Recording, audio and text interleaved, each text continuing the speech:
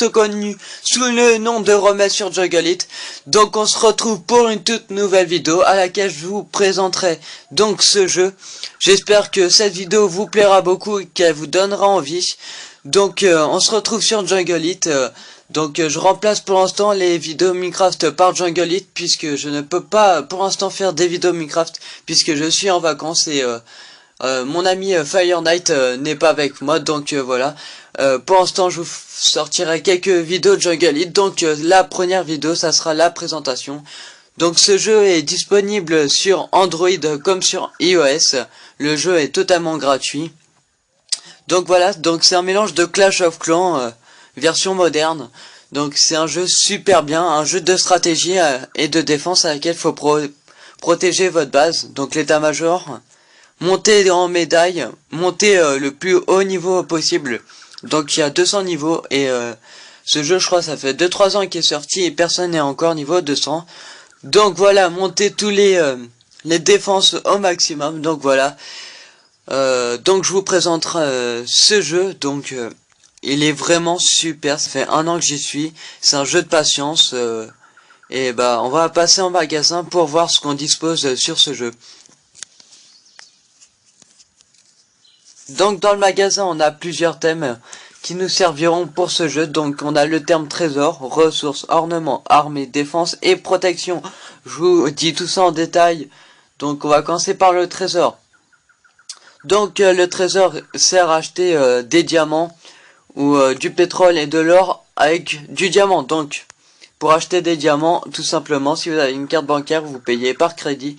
Voilà, donc le plus cher je crois qu'il est à 79 ou 75,99 €. Donc c'est les 14 500 diamants. Donc voilà, c'est pour accélérer le jeu, c'est pour les personnes qui sont un peu moins. Donc on a côté ressources, donc ce qu'on dispose pour avancer dans le jeu. Donc mine d'or et coffre vont ensemble. Donc les mines d'or pour avoir l'or et le coffre pour stocker l'or. Donc comme vous pouvez voir au milieu de mon écran tout en bas, c'est la pièce. Donc derrick et réservoir vont ensemble. Donc le derrick pour avoir le pétrole. Donc la ressource avec la goutte noire, donc le pétrole quoi.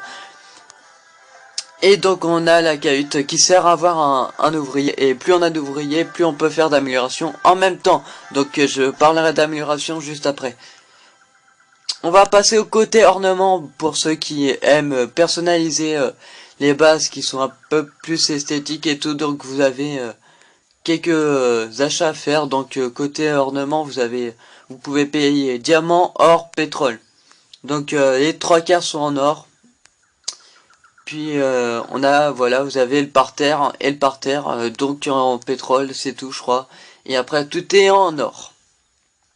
Donc dans l'armée, ce qui permet aussi d'avancer dans le jeu, donc la caserne pour avoir les troupes et le point de réunion pour stocker les troupes. Donc améliorer la caserne pour avoir des troupes un peu plus fortes, je vous en parlerai aussi dans un instant. Le laboratoire pour améliorer les troupes, je vous en parle aussi dans pas longtemps. Le centre de com qui permet d'avoir des soutiens pendant le jeu, pendant une attaque. Donc assez efficace, ça j'en sais rien, mais je l'utilise jamais, autant dire. Donc l'atelier qui permet d'améliorer le soutien du centre de com. Et les forces spéciales qui est une nouvelle caserne avec de nouvelles troupes. Je vous le montre aussi dans pas longtemps. Côté défense, ce qui permet de défendre notre base. Donc le canon, le mur et la tour de guet sont les défenses principales à laquelle vous avez directement au début du jeu. Donc voilà, à améliorer. Donc le mortier est une défense qui permet d'attaquer de loin et qui tire à peu près tous les 5 secondes. Mais qui fait pas mal de dégâts. Donc la tour de feu est une défense qui tire en zone, tout à fait, qui est assez efficace contre tout ce qui est espion et tireur. Je vous montrerai ça juste après. Améliorer énormément la tour de feu et ça pourrait devenir intéressant. Le Jericho, donc, ou le Jericho, je sais pas comment vous allez l'appeler ou comment vous l'appelez, c'est une défense anti-aérienne. Donc nous disposons de 2-3 troupes je crois aériennes. Donc voilà, c'est assez efficace. Le piège, la dynamite et le badaboom, des défenses, des pièges antiterrestres. Donc le Dev Drone, c'est une défense qui est camouflée par l'ennemi, à laquelle l'ennemi ne peut pas le voir. Et dès qu'il s'approche du Dev Drone, boum, il monte, il apparaît et il attaque l'ennemi.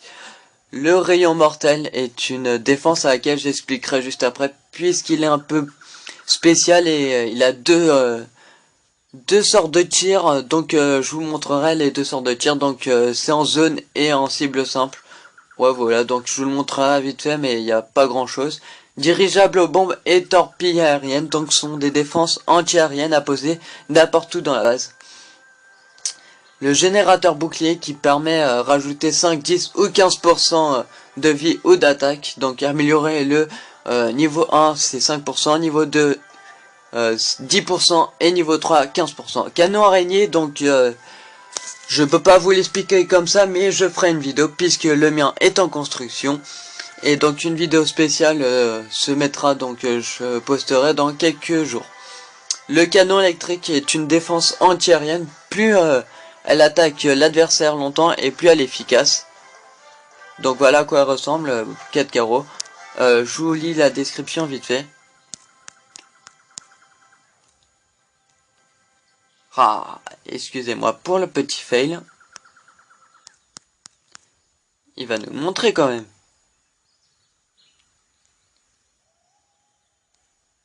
Ah bah voilà. Attaque les unités aériennes. Plus le canon électrique attaque un ennemi longtemps, plus il inflige de dégâts, comme je l'ai dit. Très efficace, donc il attaque que les unités aériennes. À préciser. Ah, j'ai pas précisé pour autre chose, mais vous le découvrirez par vous-même. Donc protection une journée, 2 journées ou une semaine, donc à payer en diamant. Donc à utiliser si vous partez en vacances ou pendant une semaine si vous pouvez pas être présent sur ce jeu. Donc tout en précisant que si vous faites un combat, la protection est retirée. Donc à acheter vraiment si c'est nécessaire.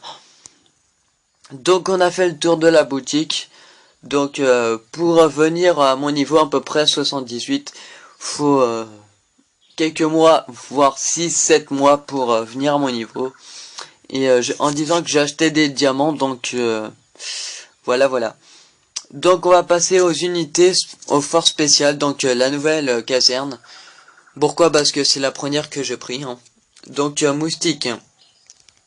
Le moustique, donc c'est une troupe avec moyennement de vie et des dommages assez intéressants. Donc envoyer 5-6 moustiques en même temps, c'est vraiment très intéressant. Je crois que je me fais attaquer par justement un full moustique et je vous montrerai la vidéo juste après, si j'ai le temps. Ou sinon je vous ferai une vidéo spéciale. Le sapeur, donc juste à côté, donc la machine avec la sorte de grue. J'ai pas besoin de vous le montrer, ça sert juste à détecter les pièges et à les déminer, on va dire. L'envahisseur juste à côté, donc moyennement de vie, des dommages 95, donc assez pas mal. Mais ce qui est très intéressant avec lui, c'est qu'il neutralise les canons. Donc pas que les canons, donc toutes les défenses. Donc dès qu'il approche une défense, donc il envoie une boule électrique, hop, c'est bon. La défense ne peut plus tirer et lui il commence à attaquer. Donc très intéressant si vous en envoyez 3-4 en même temps. Ça peut faire mal. Le prédateur, donc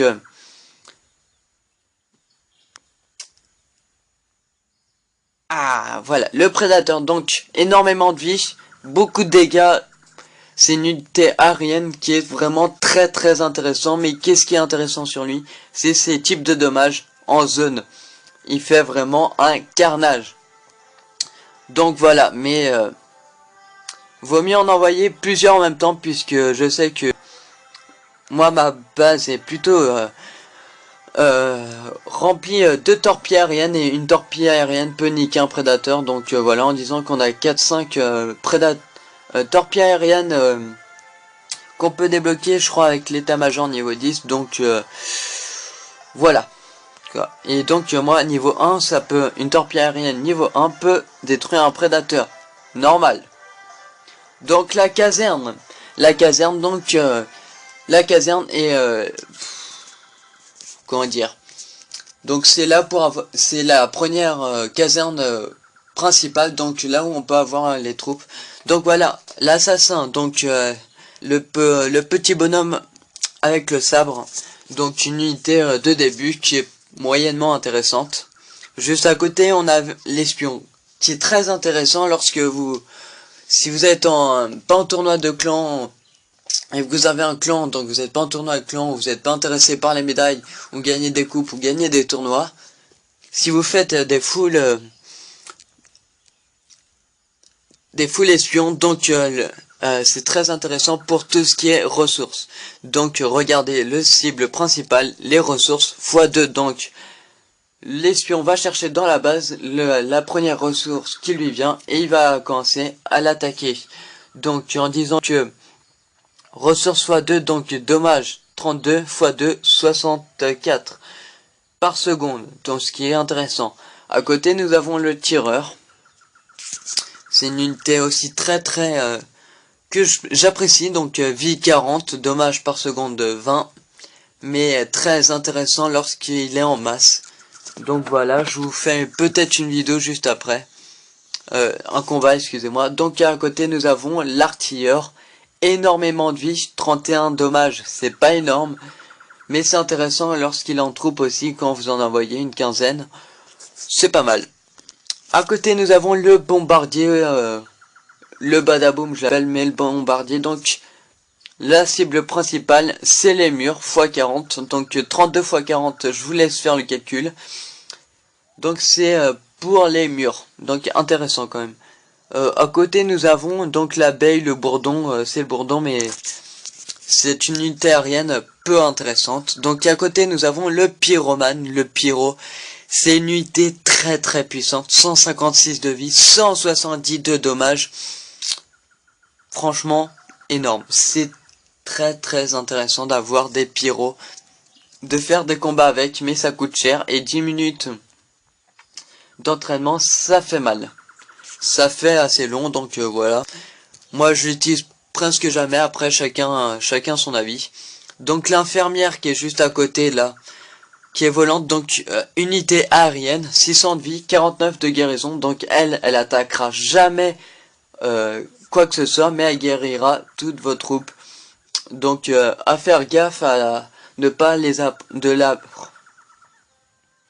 je m'excuse, à faire attention de ne pas l'approcher des Jéricho, donc de pas l'envoyer vers des Jéricho. Voilà, donc c'était un petit conseil. Donc on va passer à l'hélicoptère, le faucon noir, le faucon. Donc vraiment très beau, très belle unité. Une unité que j'adore franchement, mais que j'utilise peu. Que j'utilise surtout pour le mode campagne. Donc je vais parler du mode campagne juste après. Donc 2300 de vie, 180 dommages par seconde. Voilà, donc l'hélicoptère c'est une très belle unité. 30 minutes d'entraînement par contre. Voilà. Et donc la dernière unité, la tempête de fer. 3400 de vie, 300 dommages par seconde. C'est une unité la plus puissante. Tempête de fer, soldat de feu, de fer et d'acier. Quand la tempête de fer entre en jeu, elle aveugle l'ennemi et l'assourdit par le bruit tonitruant de ses pas. Bon, tonitruant, je connaissais pas ce mot. Mais voilà, donc une unité vraiment balèze. Donc voilà pour tout ce qui est troupes que vous disposez dans le jeu. Donc pour le soutien, je vous montre... Ah non, le radar, le centre de com. Voilà. Donc le centre de com, c'est ce que je vous parlais, du soutien pendant les combats. Donc vous disposez de 5 soutiens. Donc voilà. Bon bah, je dis jamais en combat, mais c'est chacun votre choix. Donc voilà, j'espère. Nous allons parler aussi du rayon mortel, donc deux types, hein, cible simple, cible zone. Donc générateur bouclier qui a deux modes, donc le mode attaque, donc regardez mon rayon mortel là, niveau 1, 21 de vie, d'attaque. Ici toujours à... What? Non, excusez-moi, il y en a un qui était en cible simple et un qui était en zone. Donc, et là il est à 20. Donc voilà, on a gagné 1. Vous allez dire, ouais, c'est pas beaucoup, mais c'est comme ça pour les rayons mortels. On va passer en cible simple pour comparer mieux. Et cible simple dans les deux. Donc voilà, rayon mortel, vous regardez. 54 dommages par seconde, en disant qu'il fait que sur une cible. Et 46, donc voilà, ça devient un peu plus intéressant. Et on va passer au mode défense. Donc pour augmenter la vie, 1575. Et nous allons à 1500. Donc voilà, c'est vraiment intéressant. 75 de PV en plus, voilà, très intéressant. Donc dans ce jeu aussi, nous disposons d'un clan. Le QG clan. Donc au départ, vous n'avez pas de clan, c'est à vous de le chercher. À vous trouver un bon clan qui vous paraît pas mal. Voilà, donc moi, voilà, j'ai un clan, je suis lieutenant. C'est pas le mien, donc nous on est plutôt motivés. On est niveau 8. Donc le clan qui permet d'avoir des troupes, qui permet de discuter avec des personnes, donc faire des combats, des tournois, gagner des médailles, des diamants. C'est vraiment très intéressant, donc voilà. On a un clan motivé. Donc voilà, et si vous faites une demande de troupes après, donc vous avez des troupes à votre disposition dans le QG clan, si votre clan le donne, et lorsque vous faites attaquer, ces troupes là vous défendront pendant les combats. Je pense avoir fait le tour. Je vous précise aussi donc que nous avons deux campagnes, l'arme ultime et la citadelle du général Sansu. Donc moi je l'ai terminé en entier, la citadelle du général Sansu. Si une personne bug, si une personne n'arrive pas à la passer, si vous avez besoin de conseils pour cette citadelle, pour n'importe quelle citadelle, n'hésitez pas à le dire en commentaire, je ferai une vidéo dessus et je vous aiderai, il n'y a pas de souci. Donc l'arme ultime, je pense aussi le faire avec vous, puisque je l'ai pas encore fait, je l'ai pas du tout fait, donc voilà, ça pourrait être sympa, ça me ferait des vidéos, des idées, donc voilà. Une petite dernière chose, on a le centre de coordination qui permet de faire des défis chaque jour et de gagner des diamants, de l'or et du pétrole, donc voilà. Je pense que j'ai rien oublié, donc vous avez pu voir trouver un adversaire, donc c'est une personne en ligne. Là c'est pas en ligne, donc vous payez pas pour faire le combat. Donc voilà, moi j'ai payé 1000 puisque mon état major est niveau 10, mais vous payerez pas 1000. Excusez-moi, vous payez pas 1000 si vous commencez le jeu. Donc voilà. En disant que pour jouer à Jungle Elite, il faut une connexion internet, même si vous avez le mode campagne, connexion internet requis. Donc voilà, je pense avoir fait le tour. Si vous aimez la vidéo, pouce vert, ça fait plaisir. Abonnez-vous si vous voulez voir mes prochaines vidéos. Donc que ça soit Minecraft ou Jungle Elite, ça fait plaisir. C'est énormément de boulot. J'espère un maximum vous faire plaisir en regardant mes vidéos. Si vous l'avez regardé en entière déjà, ça me fait très plaisir. N'hésitez pas à la partager. On se retrouve la prochaine dans quelques jours ou bientôt. J'espère que vous continuerez à me suivre. Sur ce, on se retrouve à la prochaine. Bonne journée, bon après-midi, bonne soirée. N'importe ce que vous faites. On se retrouve dans ma prochaine vidéo. Allez, salut tout le monde, tchuss!